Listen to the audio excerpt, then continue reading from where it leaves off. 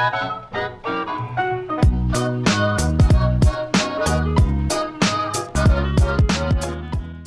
YouTube, my name is Nero and today we some Call of Duty Black Ops 3 playing a bit of Kill Confirmed here on the map Combine, running around here with the Weevil submachine gun, and this footage was actually taken from the PlayStation 4 Black Ops 3 beta. That's how old this footage is. It's actually pre-release stuff, and it's actually a really good gameplay. I think it's one of the best scores I've ever actually gotten in Black Ops 3, and it's interesting because I got it back during the beta, and I randomly found it on my PC. I was noticing my hard drives were starting to get pretty full, and as I do usually, and a lot of other YouTubers do as well, what we do is we save most of our video files, and then we transfer them over to external hard drives. That way we can save our videos for later, just in case we always have a copy of that video if anything were to ever happen to the live version of the video that you, of course, see here on YouTube. So I was going through a lot of my video files, and I found this, like, wait a minute, I've never actually posted this gameplay before. I think I've used a couple bits in it, but I never actually posted the full gameplay, so I wanted to share that with you guys because it's one of the better gameplays I've actually gotten in Black Ops 3 thus far, at least in terms of score. And it was actually during the beta. I'm playing with Wildcat and Minilad, and it's a pretty fun gameplay, so hopefully you guys will sit back, relax, and enjoy the video while we discuss today's topic, which is actually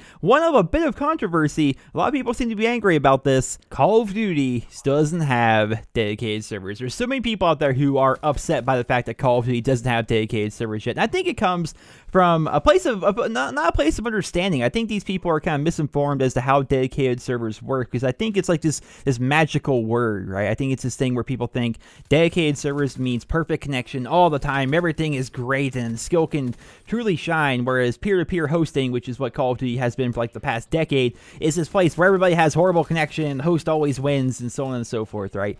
And I don't really think that's the case, but recently there's been a lot of controversy about the idea of dedicated servers not being in Call of Duty because Activision just spent a ton of money to purchase Major League Gaming. So if you guys don't know, Activision Blizzard, who is the publisher for Call of Duty, as well as, of course, a bunch of other games, they purchased the rights to Major League Gaming, MLG, to continue their esports agenda. They want to continue to make esports bigger. They actually were quoted as saying that they want to make the ESPN of esports and so on and so forth. And they spent $46 million to acquire MLG. And when they did that, while a lot of people, myself included, realized that was probably a really good thing for esports and competitive gaming in general, there was also some people who were upset that they allocated $46 million to something like esports and Major League Gaming rather than making it so Call of Duty runs on 100% dedicated servers. And I say 100% because over the course of the past couple of years, we've been hearing the buzzword of hybrid system, right? There's a hybrid system in place for Call of Duty now, which they haven't gone into great detail as to exactly what that means. Apparently what it means is certain matches are hosted by a dedicated server,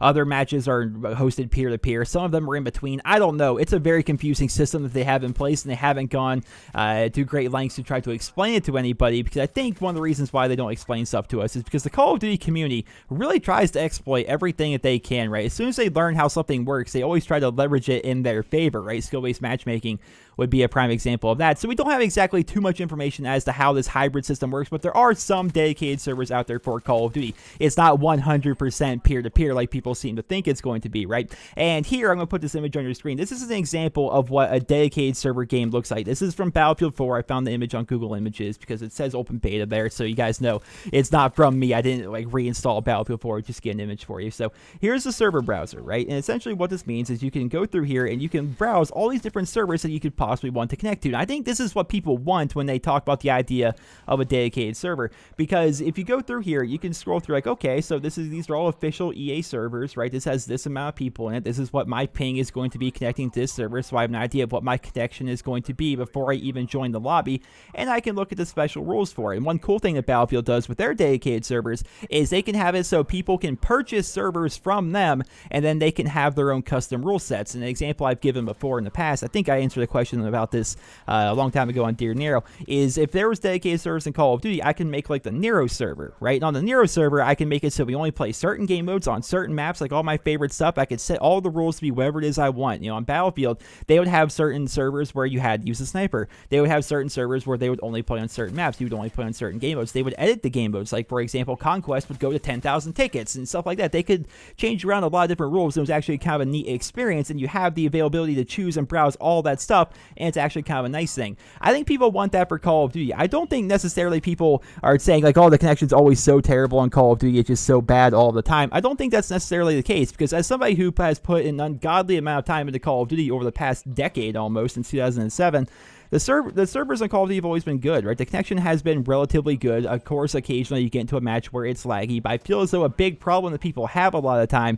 is in Call of Duty, a game that is decided by milliseconds. If they die, they automatically assume that it's because of lag, it's because of the server, it wasn't their fault, it's somehow the guy had an advantage on them that they couldn't control in the form of connection, and so on and so forth, right? So I think a lot of people complain about dedicated servers because they die a lot, right? They die in this entire peer-to-peer system, and it's obviously going to be connection's fault rather than their own, because we are the best players ever, and every death is not our fault.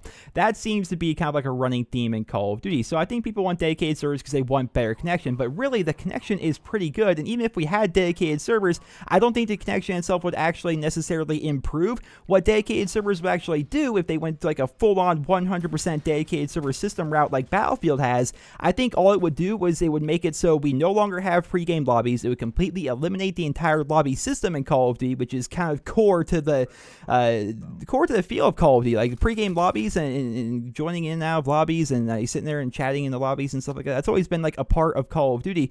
And I think if they were to make the transition, people would like to see them go to like the Battlefield system where they could go and select these servers. They could select servers based on their connection to try to have the best connection possible. They could try to join a server that might be run a certain rule set, or maybe have special things banned and have certain things allowed, or maybe everyone's only doing one thing. Like I've ran into Battlefield servers where everybody is supposed to only run around with a blowtorch, which was an engineering weapon that you could kill people with as if it were like a melee thing where you basically burn them with it, right? There's lobbies out there in Battlefield where that's the only thing that you run, and that's something that would be interesting for Call of Duty. I don't know that if they're ever actually going to implement it, but it would be interesting. But again, it would completely change how Call of Duty is played. It would change around the feel of Call of Duty, really going server to server and like not just being in a lobby and joining in different matches and stuff like that. It would be a weird way for them to do things, but again, I don't feel as though dedicated servers would actually improve Call of Duty's connection, because Call of Duty's connection is already pretty amazing.